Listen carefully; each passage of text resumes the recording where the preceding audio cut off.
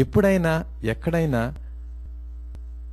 మనుష్యుని హృదయాన్ని స్వస్థపరిచే, లేకపోతే హృదయంలోంచి చెడు తలంపులు కానీ హృదయంలోంచి ఉన్న పాపమును తీసివేసే యంత్రం ఎవరైనా కనుగొన్నారా అని చెప్పి ఒక ప్రశ్న వేశారు.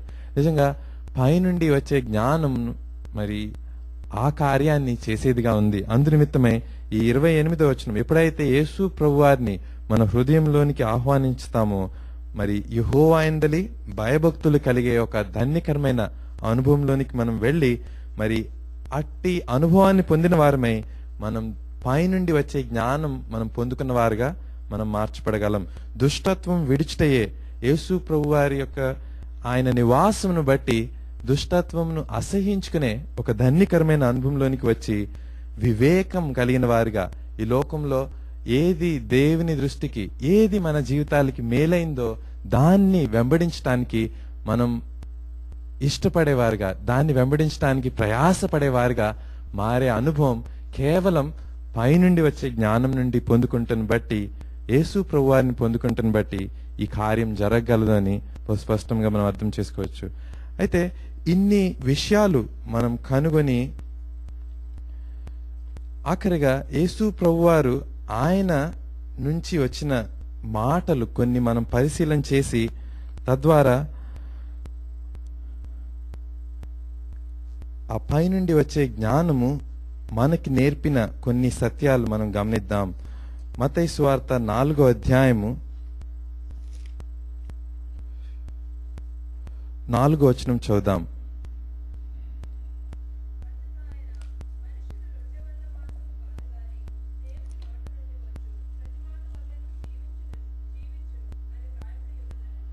చాలండి. నిజంగా పైనుండి వచ్చిన జ్ఞానం చెప్పే ఈ మాటను మనం పరిశీలించేస్తే, ఈ లోక జ్ఞానం మనకి చెప్పే విషయాలు మనం ఆలోచించేస్తే, it says that you need to have food and you need to be well fed to continue living in this world. ఈ లోకంలో బ్రతకటానికి ఆహారం ఎంతో అవసరం అని చెప్పి బహుస్పష్టంగా మనకి ఈ లోక సంబంధమైన జ్ఞానం మనకి చెప్తూ ఉంటుంది. అయితే దేవుని జ్ఞానం అయ్యుంటున్న యేసు ప్రభువారి యొక్క మాటలు మనం పరిశీలిస్తే, మనుష్యుడు రొట్టె వలన మాత్రం కాదు కానీ దేవుని నోట నుండి వచ్చు ప్రతి మాట వలన జీవించును. మరి దానికి దీనికి ఎంతో వ్యత్యాసం మనకు కనిపిస్తుంది. మరి అట్లయితే మరి మనం అన్నం తినకుండా ఉండిపోవచ్చు కదా అన్నట్టు మనకి ప్రశ్నలు రావచ్చు. అయితే మనం పరిశీలిస్తే we of course would have some kind of a weakness, flesh లో ఉండే మనకి ఫిజికల్ వీక్నెస్ ఉంటుంది.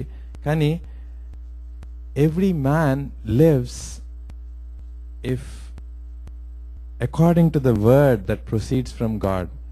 దేవుని నోట నుండి వచ్చే మాటను బట్టి నిశ్చయంగా మనుష్యుడు జీవించగలడు అని చెప్పి స్పష్టంగా మనం అర్థం చేసుకోవాలి. ఎందుకంటే మరి చరిత్రలోనే కాదు, అనేక పర్యాయములు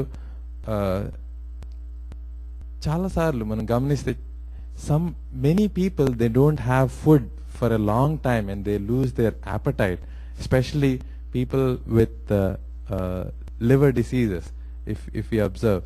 And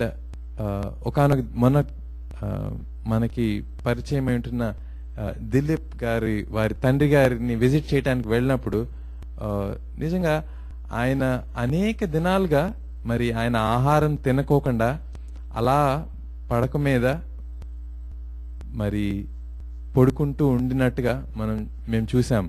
మరి ఆయన విజిట్ చేసినప్పుడల్లా ఈయన ఆహారం తింటలేదే, ఈయన ఎలా బ్రతుకుతారు అని చెప్పి అనేక పర్యాయములు విజిట్ చేసినప్పుడల్లా ఆలోచన అనేది కలిగి ఉండేవారు. మరి వారి పిల్లలు కూడా అదే అనుభవాన్ని కలిగి ఉండేవారు. అయితే మరి ఎప్పుడైతే వెళ్ళి ప్రార్థించి వస్తూ ఉన్న అనుభవం మేము గమనించామో, ప్రార్థించి విజిట్ చేస్తూ వచ్చిన 2-3 దినాలు కానించి there was a lot of difference. He became active by himself, not by eating food, but there is an activeness that came into him by which he was able to stand up and he can walk for some distance, and he says, I am ready to go to India అని చెప్పి ఎంతో శక్తిని పొందిన వారిగా మరి ప్రార్థనలో దేవుని యొక్క నోటి నుంచి వచ్చే మాటను బట్టి ఆయన బ్రతకగలరు అని చెప్పి ఈ మాట పంచుకుని కూడా అక్కడ ప్రార్థించడం జరిగింది. మరి ఆయన కొద్ది దినాలు బ్రతకటమే కాదు, కానీ యుఎస్ నుంచి ఇండియాకి వెళ్ళటం, తదనంతరం అక్కడ కొన్ని దినాలు బ్రతకటం కూడా మనం గమనించాం. మరి it's not God's desire that we starve for food, but God says till God proceeds, till it proceeds from the mouth of God that I want you back, you will be living on this earth. You cannot be taken away. Because అందుకనే మనం చూద్దాం, దేవుని దాసుల యొక్క మరణం దేవుని దృష్టికి, యెహోవా దృష్టికి అది ఎంతో ఎంతో ఘనమైనది అన్నట్టుగా సామెత కీర్తన గ్రంథంలో మనం ఒకానొక భాగంలో చదువుతాం. మరి God if there is a word that proceeds from God asking us to live, then we would live, no matter we might not eat food. But God doesn't desire us to kill ourselves by not eating food. That is not in the will of God. So మనం గమనించవలసింది ఏంటంటే, the wisdom from above, పైనుండి వచ్చిన జ్ఞానం మనకి బహు స్పష్టమైన కొన్ని విషయాలు మనకి అర్థం చేసుకునే రీతిగా బయలుపరుస్తూ ఉన్నది. దేవుని నోట నుండి వచ్చే మాటలను బట్టి మనిషి బ్రతుకుతూ ఉన్నాడని చెప్పి ఒక శ్రేష్టమైన సంగతి బయలుపరుస్తుంది. మరి అందుకనే మోషే చరిత్ర మనం ఆలోచన చేస్తే, దేవుని యొద్ద నుండి ఆయన 10 ఆజ్ఞలు గల ఆ పలకను పొందుకునే ముందు 40 దినములు 40 రాత్రి ఆయన ఆహారం లేనివాడుగా దేవుని సన్నిధిలో గడపగలిగిన అనుభవం కలిగిన వారిగా ఉంటున్నారు. మరి యేసు ప్రభు వారి విషయంలో కూడా ఆయన 40 దినములు 40 రాత్రులు మరి ఆయన ఆహారం లేని వారిగా ఎడారిలో, అరణ్యంలో ఆయన శోధింపబడ్డారు అని చెప్పి మనం చూస్తున్నాం. మరి is it only 40 days? If God can speak life into you, you can live longer too. But that doesn't mean we can stop eating food. But we understand from that, అందులో నుంచి మనం నేర్చుకుంటున్నది ఏంటంటే, దేవుని నోటి నుండి వచ్చే మాటను బట్టి మనం జీవిస్తూ ఉన్నాం. The wisdom of this world says you are living by the food that you eat and good food that you eat. దాన్ని బట్టే యు ఆర్ లివింగ్ అన్నట్టుగా ఈ లోక జ్ఞానం మనకి బోధిస్తుంది. కనుక ఎంతో వ్యత్యాసం మనం దేవుని జ్ఞానం కలిగి ఆలోచన చేస్తే బహు స్పష్టమైన విషయాలు అర్థమవుతాయి. అందుకనే హెచ్కేల్ గ్రంథం 37వ అధ్యాయంలో ఈ మాట చదువుతాం, ఎండిన ఎముకలు బ్రతకగలవా అని చెప్పి, నరపుత్రుడా ఎండిన ఎముకలు బ్రతకగలవా అని ఒక ప్రశ్న అక్కడ హెచ్కేల్నకు దేవుడు వేసినప్పుడు 37వ అధ్యాయం 5వ వచనంలో ఈ మాట చదువుతాం.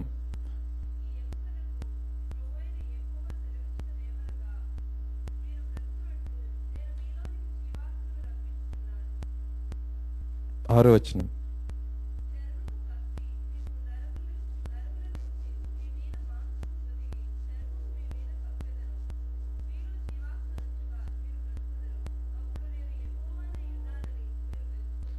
ఎండిన ఎముకలకు when God gives a commandment, when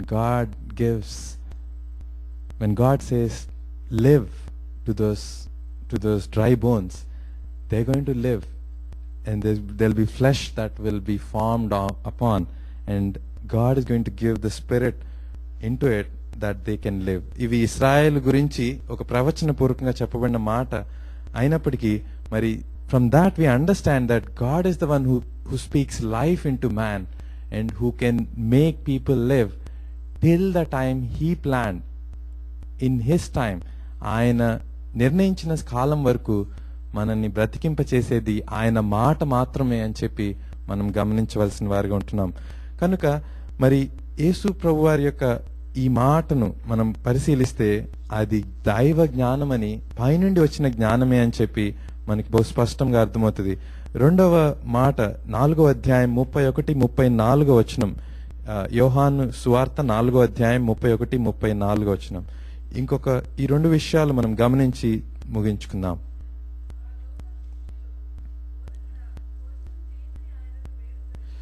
ఈ భాగంకు మనం ఒకవేళ మనం ఎరిగిన భాగమే, సమరయ స్త్రీ తన నీడు తోడుకుంటానికి వచ్చినప్పుడు మరి యేసు ప్రభువారు తన జీవితాన్ని మార్చిన తదుపరి తాను వెళ్ళి ఆ తన యొక్క గ్రామంలో ఉన్న ఊర్లో ఉన్న వారందరినీ పీల్చుకుని వచ్చినప్పుడు మరి జరిగిన సువార్త పరిచర్యను బట్టి ఆ సమరయ స్త్రీ రక్షింపబడిన విధానం బట్టి యేసు ప్రభువారు ఆయన భోజనం చేయటానికి శిష్యులు ఇంతలో వెళ్లి వారు ఆహారం తీసుకొచ్చిన తదుపరి యేసు ప్రభువారికి శిష్యులకి మధ్య జరుగుతున్న సంభాషణ ఇది 31-34 వచనం.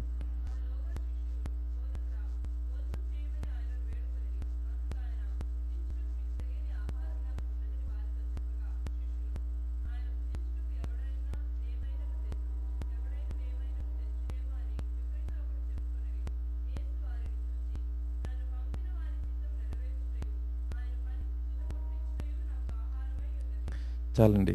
నిజంగా యేసు ప్రభు వారి యొక్క మాటలు మనం పరిశీలిస్తే, నన్ను పంపిన వారి చిత్తము నెరవేర్చుటయు ఆయన పని తుదముట్టించుటయు నాకు ఆహారమై ఉన్నది. What is the food? ఈ లోకంలో మనం ఆలోచన చేస్తే మనకి ఎటువంటి ఆకలి ఈ లోకంలో ఉంటుంది? సాధారణంగా లోక జ్ఞానం బట్టి మనం పరిశీలిస్తే will get hungry when we have food that we like the most. మనకి ఏ ఆహారం అయితే బహు ఇష్టంగా ఉంటుందో దాన్ని చూసినప్పుడు ఆకలి లేనప్పటికీ ఆకలి పుట్టే రీతిగా ఉంటుంది. మరి అనేక పర్యాయములు ఈ మాట కూడా మనం వింటూ ఉంటాం, కడుపు నిండినా కళ్ళు నిండలేదురా అని చెప్పి తరచు అమ్మలు ఈ మాట అంటూ ఉంటారు. మరి వాడికి అంత ఇష్టమైన ఫుడ్ అయితే వాడికి ఇంకా తినాలని ఉంటుంది, కానీ ఓ పక్కన కడుపు వాడికి నిండిపోయి ఉంటుంది. మరి ఇలాంటి విషయాలు మనం ఎరుగుదాం. ఇది లోక జ్ఞానానుసారంగా మనం ఎరిగిన విషయాలే. అయితే దేవుని దృష్టికి ఆహారంగా ఉండేది మనం పరిశీలిస్తే, నన్ను పంపిన వాని చిత్తము నెరవేర్చుటయు ఆయన పని తుదముట్టించుటయు నాకు ఆహారమైనది. What is the wisdom from above saying that our food is in fulfilling the will of God? That was the food of Jesus Christ, and when he did that, he was so satisfied that he could skip even the physical food. మరి అనేక పర్యాయములు ఈ ఆశ మనలో మనం గమనిస్తాం. అందుకనే నీతి కొరకు ఆకలి దప్పులు గలవారు ధన్యులు, వారు తృప్తిపరచబడుదురు అని చెప్పి చూస్తున్నాం. మరి మంచి ఆహారం కొరకు ఆకలి కొనివారు ధన్యులు అని చెప్పి రాయబడలేదు. మరి నీతి కొరకు దేవుని చిత్తాన్ని నెరవేర్చడానికి మనం ఆకలి కొంటే then we will be satisfied. ఆ సాటిస్ఫాక్షన్ ఈజ్ లాట్ మోర్. అందుకనే కళ్ళు నిండినా కడుపు నిండలేదనే అనుభవం మనకి అప్పుడు రాదు. We will be satisfied to the core of our desire from whatever we desire. అందుకే ఏదైనా తృప్తికరమైన ఆహారం చూసి మనం ఎంత మొత్తం తినేసిన తర్వాత ఎంత తృప్తి పొందుతామో అంతటి తృప్తి దేవుని చిత్తం నెరవేర్చుట్లో మనం పొందుకొనగలం అని చెప్పి దేవుని యొక్క వాక్యాధారంగా మనం గమనిస్తున్నాం. మరి పైన మనం మొట్టమొదటి వచనం చదువుకున్నాం కదా, మనిషి రొట్టె వలన కాదు కానీ దేవుని నోట నుండి వచ్చు మాట వలన జీవించును అనే ఆ భాగం నుంచి మనం పరిశీలన చేస్తే, how are we desiring for the word of God? దేవుని వాక్యం కొరకైన ఆకలి, దేవుని వాక్యం చే మనం బ్రతుకుచున్నామని ఎరిగినప్పుడు దేవుని వాక్యం కొరకై బైబిల్ చదువుట విషయమై మనం ఎంత ఆతృత, ఎంత ఆశ కలిగి ఉన్నామో మనం పరిశీలన చేసుకోవాలి. ఇది పైనుండి ఇవ్వబడిన జ్ఞానం చే మనం గమనించిన సత్యాలుగా ఉంటున్నాయి. మనం దేవుని వాక్యం కొరకై ఆకలి కొనవలసిన వారుగా ఉన్నాం. దేవుని చిత్తమును నెరవేర్చుటను బట్టి తృప్తి పొందేవారుగా ఉన్నాము అని చెప్పి ఈ రెండు విషయాలు మనం ఆలోచన చేసుకోవచ్చు. ఆఖరిగా యోహాను సువార్త 12వ అధ్యాయం 20-25 వచనాలు చూద్దాం. 20-25 వచనం.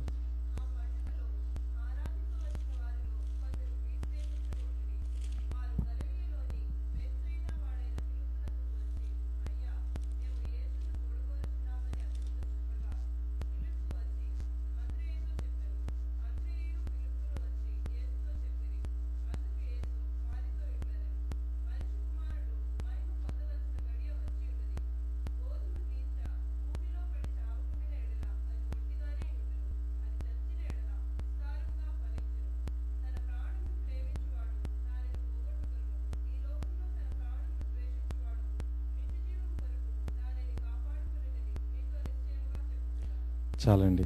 నిజంగా గ్రీసు దేశస్థులు జ్ఞానమును వెదుకుచున్నారని ఇందాక చదివాం కదా మనం. మరి నిజంగా అదే కార్యాన్ని ఆ దినాల్లో గ్రీసు దేశస్థులు చేయటము ఇక్కడ మనం చూస్తూ ఉన్నాం. వారు పండుగ కోసం యెరూషలేముకి వచ్చి they were hearing so much about the wisdom from above and the words of the wisdom that was coming from above.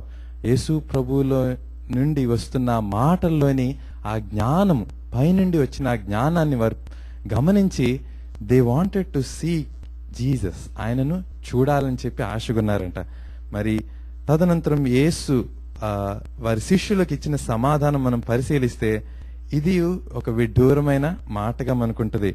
మరి అంతా చదవాల్సిన అవసరం లేదు, కానీ 25వ వచనం చూస్తే తన ప్రాణమును ప్రేమించువాడు దానిని పోగొట్టుకొనును, ఈ లోకంలో తన ప్రాణమును ద్వేషించువాడు నిత్య జీవం కొరకు దాన్ని కాపాడుకొనునని మీతో నిశ్చయంగా చెప్పుచున్నాను.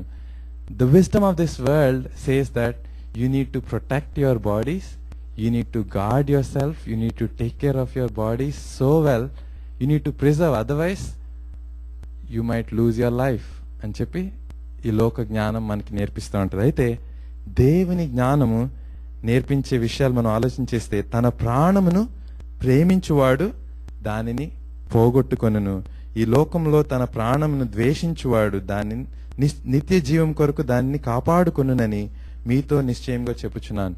Let's try to understand how this is true. ఒకానొక సందర్భంలో ఇండియాలో జరిగిన ఈ కథ మనకి ఈ మాట బహు స్పష్టంగా అర్థమవుతుంది. ఒకానొక తల్లి మరి తాను ప్రభుని అంగీకరించి తాను రక్షింపబడి తదనంతరం ఆ గ్రామంలో ఉండే చర్చ్కి తరచు అప్పుడప్పుడు వెళ్తూ వస్తూ ఉండేదంట. మరి అది బహుశా గుజరాత్ ప్రదేశంలోనేమో. మరి ఆ స్థలంలో అనేకమైన దేవుని యొక్క బిడలు, దేవుని పరిచర్య చేయుచున్న వారి మీద అనేకమైన పర్సిక్యూషన్ జరిగే స్థలంగా ఉంటూ ఉన్నది. అయితే ఈ గ్రామంలో మరి తాను రక్షింపబడినప్పటికీ తాను తన యొక్క స్నేహితులు లేక తన యొక్క ఇరుగు పొరుగు వారు మరి తన యొక్క బంధువులు ఆమెను వెలివేయకుండాలాగిన తాను ఈ కార్యం చేసేదట. మరి ఏంటి అని అంటే రక్షింపబడినప్పటికీ రక్షింపబడని ఆమెగా తాను బొట్టు అలాగే పెట్టుకుని తాను వెళ్తూ వస్తూ ఉండేదట. అయితే ఈ కార్యం అయిపోయి బహుదినాలు అయిన తర్వాత ఒకానొక సమయాన ఈ రైట్స్ జరిగినాయి, where Muslims and Hindus have been trying to fight for each other, fight against each other. And ఊరికనే రైట్స్ అవుతూ ఉంటాయి, అక్కడ మనం న్యూస్ లో కూడా చూస్తూ ఉంటాం. అయితే it's so happened when they saw this lady walking on the street trying to get some groceries, they have seen her putting the bindu and thinking that she's a Hindu woman, they have come and have persecuted her. In fact, they almost killed her. They almost stabbed her because she could be a Hindu lady and cheptaniki. Then she said, no, I'm not a Hindu lady and I'm a Christian and I have accepted Christ. Then the question was, why did you still keep that bindu? No, you are saying you're lying. And that's why you still have that bindu అని చెప్పి వారు ఎంతో చాలాసేపు విసిగించి మొత్తానికి ఆమెను almost they killed her and they left her half dead కింద and she was rushed to the hospital.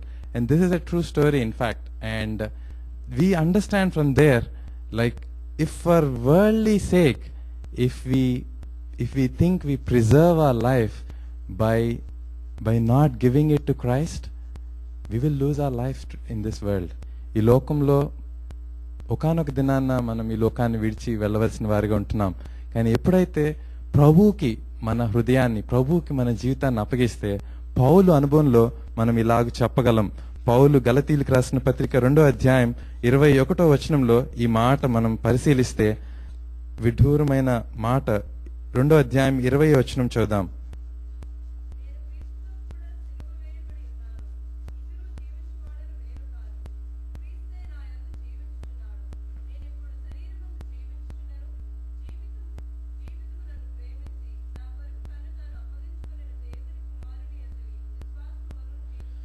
చాలండి. నిజంగా నేను క్రీస్తుతో కూడా సిలువ వేయబడి ఉన్నాను. Unless you are crucified with Christ, unless you give your life to Christ, your life is not safe here.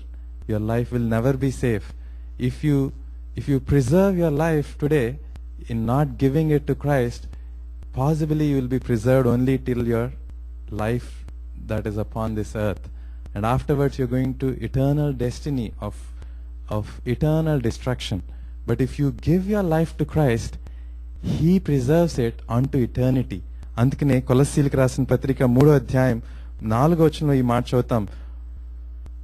3వ వచనం నుంచి మనం ఈ మాట చదువుతాం.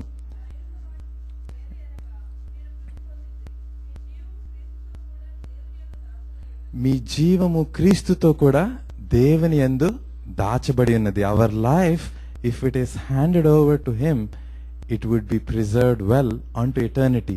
ఈ లోకము గతించిన తదుపరి నిత్యత్వంలో ఆయనతో ఉండటానికి మనకి ఆ భాగ్యం కేవలం ఆయనకు అప్పగించటం బట్టియే ఆ కార్యం జరగగలదు. Nobody can preserve our lives here, but when we hand it over to Christ, నిత్య జీవం కొరకే. అందుకని మనం చదివాం కదా, యోహాను సువార్త 12వ అధ్యాయం 25వ వచనంలో మనం చదివిన భాగం ఒకవేళ పరిశీలన చేస్తే, తన ప్రాణమును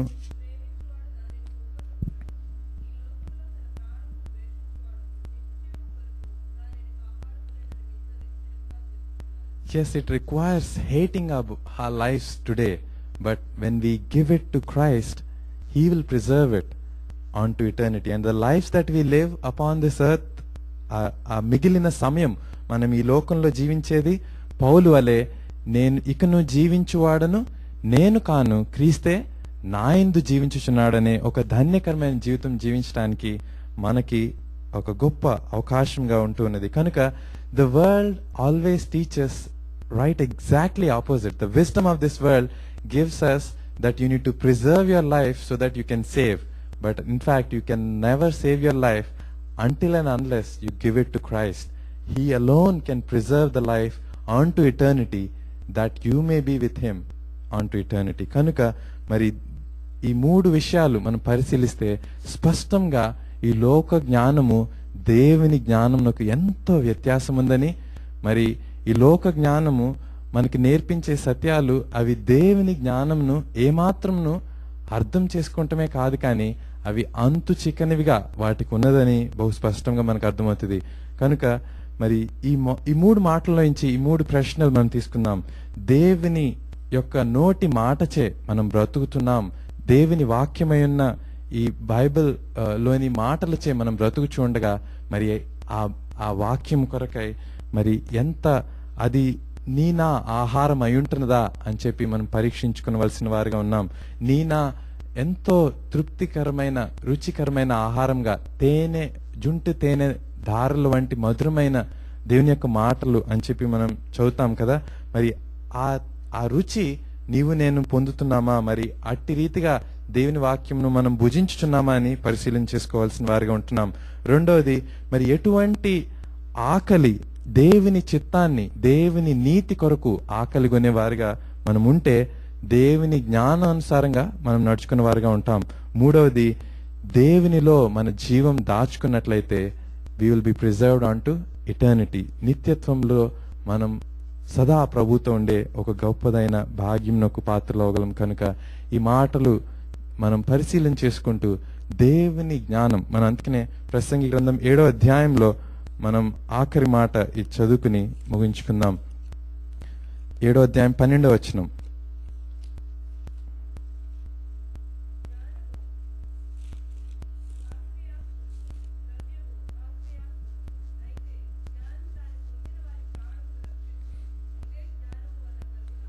నిజము, జ్ఞానము దాన్ని పొందిన వారి పైనుండి వచ్చే జ్ఞానమై ఉంటున్న యేసు ప్రభువారు ఎవరైతే ఆయనను పొంది ఉంటారో, మరి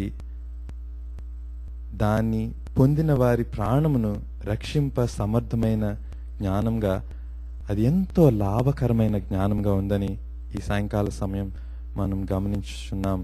కనుక ఈ మాటలు మన హృదయాల్లో భద్రపరుచుకుని ఆ పైనుండి వచ్చిన జ్ఞానం కలిగిన వారమై ఎఫెసీయులకు రాసిన పత్రిక 5వ అధ్యాయం 15వ వచనంలో మనం చదువుతాం, దినములు చెడ్డవి గనక సమయమును పోనీయక సద్వినియోగం చేసుకొనుచు అజ్ఞానుల వలె కాక జ్ఞానం గలవారి వలె నడుచుకున్నట్లు మరి జ్ఞానం జాగ్రత్తగా చూచుకునడి. మరి ఆ రీతిగా జ్ఞానుల వలె ఆ ప్రభు యొక్క జ్ఞానం కలిగి మనం నడుచుకున్న వారుగా ఉండుటకు పరిశుద్ధ ఆత్మదేవుడు మనకి సాయం చేయనుగాక.